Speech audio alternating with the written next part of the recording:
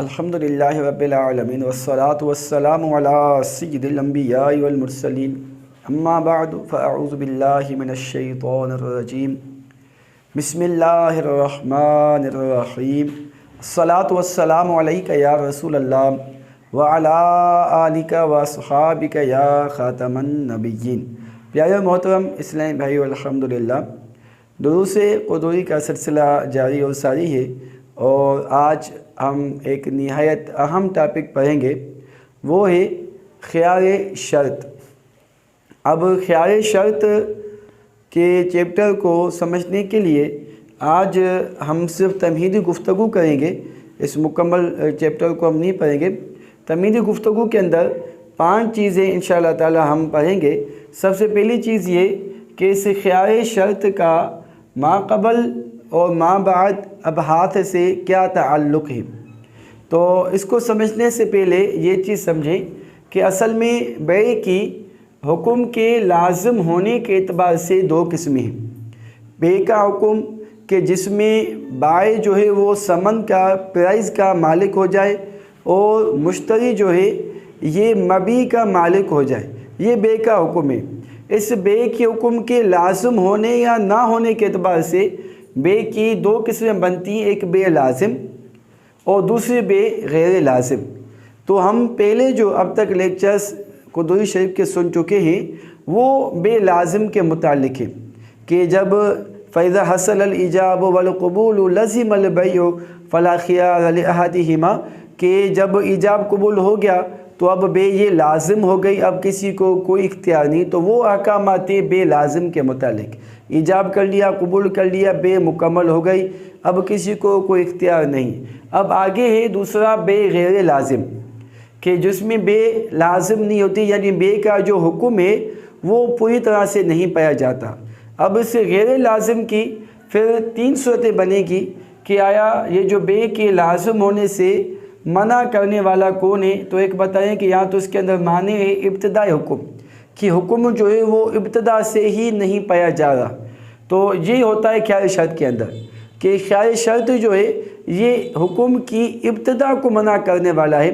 کہ جب بائع کو خیار حاصل ہے تو اب وہ جو مبیع ہے بائع کی ملکیت سے نہیں نکلے، کہ یہ ہم آگے انشاءاللہ تعالیٰ پوری بحث وغیرہ پڑھیں گے۔ تو یہ حکم کو اولاً ابتدا سے ہی جو ہے وہ روکنے والا ہے، منع کرنے والا ہے، یہ خیار شرط کے اندر ہے۔ اور دوسرا ہوتا ہے مانع تمام حکم، وہ مانع جو حکم کو کمپلیٹ ہونے سے منع کرے۔ تو یہ چیز ہوتی ہے خیار رویت کے اندر، جو ہم اس کے بعد انشاءاللہ تعالیٰ پڑھیں گے۔ اور تیسری چیز ہے مانع لزوم حکم، کہ جو حکم کے لازم کرنے سے اس کو منع کرتی ہے، حکم کے لزوم سے منع کرنے والی چیز ہے، وہ ہے خیار عیب، جو ہم خیار رویت کے بعد پڑھیں گے۔ اب یہ پوری بات اور یہ تمہید سمجھنے کے بعد اب اس خیار شرط کا ما قبل سے تعلق کیا ہے بھائی، کیونکہ پہلے بیع لازم تھی، اس کا بیان ہو چکا، تو اب مصنف نے جو بیع غیر لازم کے بیان میں شروع ہوئے۔ اب بیع غیر لازم کے اندر یہ 3 چیزیں ہیں۔ اب ان 3 چیزوں میں سے انہوں نے خیار شرط کو مقدم کیوں کیا، یعنی خیار شرط کو خیار رویت اور خیار عیب پر مصنف نے مقدم کیوں کیا، اس کی وجہ یہ ہے کہ خیار شرط کے اندر یہ خیار شرط، یہ خیار حکم کی ابتدا کو ہی منع کرتا ہے، یہ مانع ابتدائی حکم ہے، حکم کی ابتدا کو منع کرنے والا ہے۔ تو اس وجہ سے انہوں نے اس کو مقدم کیا کہ یہ اس کا تعلق ابتدا کے ساتھ ہے، تو اس بنا پر اس کو ہم نے مقدم کیا۔ تو میرے پہلی چیز سمجھ میں آ گئی ہوگی کہ خیار شرط کا ما قبل ابحاث اور ما بعد ابحاث سے کیا تعلق ہے۔ اس کے بعد دوسرے نمبر پر چیز آتی ہے، اور آپ بھی سوچ رہے ہوں گے کہ یہ خیار شرط ہے کیا۔ تو خیار شرط وہ یہ ہے کہ بسا اوقات اور کئی دفعہ ایسا ہوتا ہے کہ ہم جب کوئی چیز خریدتے ہیں تو خریدتے وقت ہم تشویش میں ہوتے ہیں، کیا یہ مجھے خریدنی چاہیے یا نہ خریدنی چاہیے، یا خرید تو رہا ہوں اور اب بعد میں یہ میرے کام آئے یا کام نہ آئے، یا پیسے اتنے ہیں کہ ابھی میں یہ چیز خریدوں پھر بعد میں میرے لیے آزمائش وغیرہ کا سامنا نہ کرنا پڑ جائے۔ تو یوں بسا اوقات بندہ شش و پنج میں ہوتا ہے کہ بھئی اب یہ میں لوں یا نہ لوں، خریدنے کے حوالے سے بھی۔ اسی طرح بیچنے کے حوالے سے بھی پریشانی ہوتی ہے کہ بھائی یہ میری چیز ہے، یہ میں بیچوں یا نہ بیچوں، ہو سکتا ہے بھی میں بیچ دوں مگر بعد میں مجھے ضرورت پڑے اور مجھے اپنی اس چیز کے بیچنے کے متعلق افسوس کرنا پڑے۔ تو یوں بیچنے والا بھی بسا اوقات شش و پنج کے اندر مبتلا ہوتا ہے، بیچوں یا نہ بیچوں۔ خریدنے والا بھی جو ہے وہ شش و پنج میں مبتلا ہوتا ہے کہ یہ اتنے روپے میں یہ چیز خریدوں یا نہ خریدوں۔ تو شریعت مطہرہ نے ہمیں ایک آپشن دیا ہے کہ اگر آپ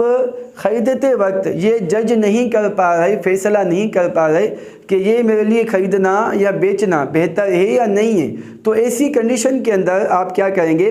کہ آپ آپس میں یہ طے کریں گے کہ بھائی کوئی دھوکے بازی نہیں ہے، ہمیں اختیار ہے۔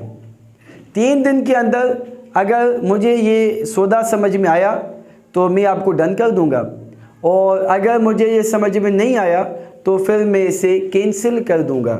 تو یہ اس قسم کا جو آپ نے ایک آپشن لیا اپنے لیے، اس آپشن کو کہتے ہیں خیار شرط۔ اور یہ خیار شرط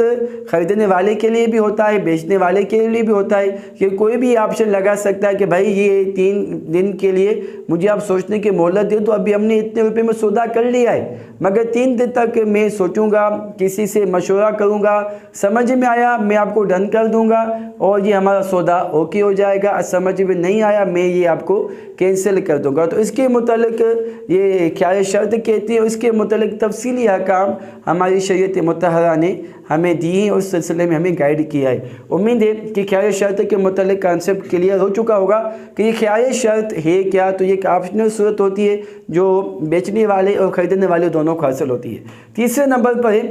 کہ یہ خیار شرط کے جواز پر دلیل کیا ہے۔ بھائی یہ جو آپشنل چیز ہے یہ کہاں سے آئی اور اس کے متعلق آپ کے پاس کیا دلیل ہے کہ یہ جو سودا ہے، یہ جو آپشن ہے یہ جائز ہے، درست ہے۔ تو اس پر دلیل صاحب ہدایہ نے ایک قولی حدیث نقل کی ہے حضرت سیدنا حبان بن منقذ بن عمر انصاری رضی اللہ تعالی عنہ سے۔ یہ صحابی رسول اپنے سادے پن کی وجہ سے، بھولے بھالے پن کی وجہ سے خرید و فروخت کے معاملات میں دھوکہ کھا جاتے تھے۔ تو انہوں نے حضور کی بارگاہ میں حاضر ہوئے تو حضور رحمۃ للعالمین صلی اللہ علیہ وآلہ وسلم نے ان کو تعلیم فرمائی اور فرمایا کہ جب آپ خرید و فروخت کا معاملہ کریں تو آپ یوں کہیں لا خلابت، کوئی دھوکے بازی نہیں ہے، ولی الخیار، مجھے اختیار ہے، مجھے 3 دن تک اختیار ہے، 3 دن تک میں اس چیز کے متعلق سوچوں گا، کچھ دوستوں سے رائے لوں گا، اور جب مجھے یہ سودا سمجھ میں آیا کہ یہ چیز اتنے روپے میں ملتی ہے تو پھر میں آپ کو 3 دن کے اندر ڈن کر دوں گا۔ تو یہ حضور صلی اللہ علیہ وآلہ وسلم نے اپنے صحابی کو تعلیم فرمائی، وہاں سے اس کا جواز ثابت ہوتا ہے۔ اسی طرح حضرت سیدنا عبداللہ بن عمر رضی اللہ تعالی عنہما سے روایت ہے کہ الخیار 3 ایام، خیار جو ہے وہ 3 دن تک ہے، 3 دن تک کا خیار ہوتا ہے۔ تو ان دونوں حدیثوں سے اس کے یعنی خیار شرط کے جواز پر ہمیں دلیل مل جاتی ہے کہ یہ جو خرید و فروخت کے معاملات میں جواز کا معاملہ ہوتا ہے تو یہ حدیثوں سے ثابت ہے۔ چوتھے نمبر پر یہ ہے کہ خیار شرط کون سے معاملات میں ہوتی ہے، یعنی اس کے اندر ہمیں یہ ایک سوال پیدا ہوگا کہ آیا یہ جو آپشن ہے کہ بھائی 3 دن تک ہم سوچیں گے، غور فکر کریں گے، پھر ہم سودے کو ڈن کریں گے یا پھر کینسل کریں گے، یہ آپشن صرف اور صرف یہ خریداری کے معاملات میں ہی ہوتا ہے یا اس کے علاوہ کسی اور معاملات میں بھی ہو سکتا ہے؟ تو اس سلسلے میں ایک آپ اصول یاد رکھ لیں کہ ہر وہ معاملہ جو لازم العمل ہو، یعنی اس معاملے کرنے کے بعد فریقین پر کوئی چیز لازم ہو جاتی ہو، جیسا کہ خرید و فروخت کا معاملہ ہے۔ اب خرید و فروخت میں جب مشتری نے ایجاب کر لیا اور آگے بائی نے قبول کر لیا تو اب مشتری کے اوپر ثمن دینا لازم اور بائی کے اوپر جو ہے وہ مبی دینا لازم، تو یہ ہوا لازم العمل، ٹھیک ہے۔ اسی طرح اجارہ کہ جب ہم کسی کو ملازمت پر رکھتے ہیں یا کسی سے کوئی ہم اجارہ کرتے ہیں، کوئی چیز کرائے پر لیتے ہیں، تو اب اگلے والے بندے پر اس چیز کے منافع دینا لازم اور اس شخص کو اس کا کرایہ دینا ہے، اس کی اجرت دینا اس کے اوپر لازم ہوتی ہے، تو یہ ہوا لازم العمل۔ اور قابل فسخ بھی ہو، وہ فسخ بھی ہو سکتا ہو، جیسا کہ بیع کے اندر اقالہ ہوتا ہے، اسی طرح ملازمت کے اندر بھی اپنا وہ ملازمت ختم بھی ہو جاتی ہے۔ کوئی بھی بندہ کسی بھی جگہ پر ہمیشہ کے لیے ملازم نہیں ہو جاتا، بلکہ وہ ملازمت قابل فسخ بھی ہوتی ہے۔ تو اسی طرح یہی وہ چیزیں آ جائیں گی مضارعات کے اندر، کھیتی باڑی کے جو عقود ہوتے ہیں، اس کی تفصیلی گفتگو انشاءاللہ تعالیٰ آگے آئے گی، اس میں بھی یہ اپنا ہو سکتا ہے کہ یہ مضارعات بھی یعنی کھیتی باڑی کے جو عقود ہیں یہ لازم العمل اور قابل فسخ ہوتے ہیں۔ اسی طرح کفالہ، اس کی بھی تفصیل ہم آگے پڑھیں گے انشاءاللہ تعالیٰ، فی الحال یہ نام سمجھ لیں کہ یہ بھی کفالہ بھی لازم العمل اور قابل فسخ ہوتا ہے، تو اس کے اندر بھی خیار شرط ہو سکتا ہے۔ خیار شرط یہ بیع کے ساتھ خاص نہیں،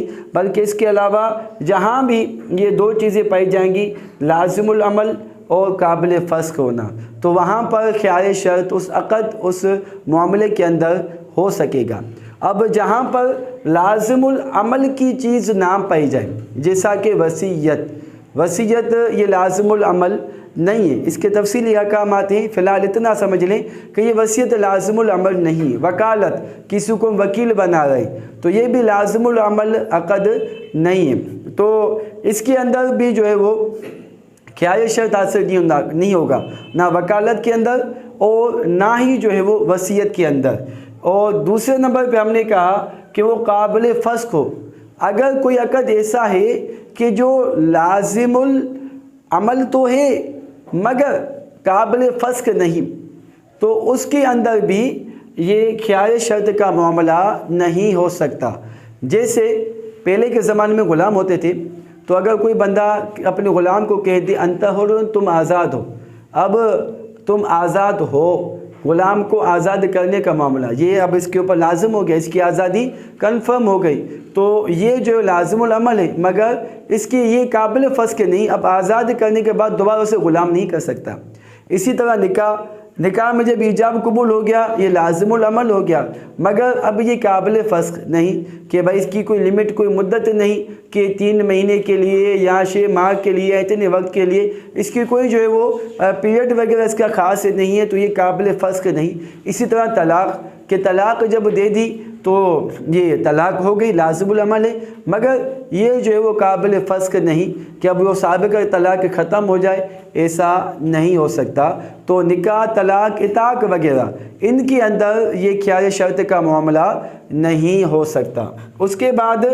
5ویں نمبر پر چیز آئے گی کہ خیار شرط کس کو حاصل ہے، تو یہ ہم پہلے بھی سن چکے ہیں کہ خیار شرط مشتری یعنی پرچیزر کو بھی حاصل ہے اور خیار شرط بائع یعنی سیلر کو بھی حاصل ہے۔ اب ہم حصول برکت کے لیے قدوری شریف کی اس باب کی جو پہلی عبارت ہے وہ ہم پڑھ لیتے ہیں۔ صاحب قدوری فرماتے ہیں کہ باب خیار شرط، یہ باب خیار شرط کا ہے کہ خیار الشرط جائز، خیار شرط جائز ہے، جواز پر دلیل ہم سن چکے 2 حدیث پاک، اور فرمایا فی البیع، بیع کے اندر، تو اس کے حوالے سے بتایا کہ یہ فی البیع جو ہے خیار شرط صرف بیع کے اندر ہی نہیں ہے، بیع کے علاوہ دیگر عقود کہ جن کے اندر یہ 2 چیزیں پائی جائیں وہاں پہ بھی خیار شرط ہو سکتا ہے۔ خیار شرط جائز فی البیع، یہ خیار شرط جائز ہے بیع کے اندر، کس کے لیے؟ للبائع یعنی بیچنے والے کے لیے، سیلر کے لیے، والمشتری اور مشتری کے لیے۔ اب اس میں یہ بھی ہے، ہو سکتا ہے کہ صرف بائع کو اختیار ہو، دوسری صورت یہ بھی بن سکتی ہے کہ صرف مشتری کو اختیار ہو، اور اس کی تیسری کنڈیشن بھی ہو سکتی ہے کہ دونوں کو اختیار ہو، بائع کو بھی مشتری کو بھی۔ امید ہے یہ مسائل سمجھ میں آ گئے ہوں گے۔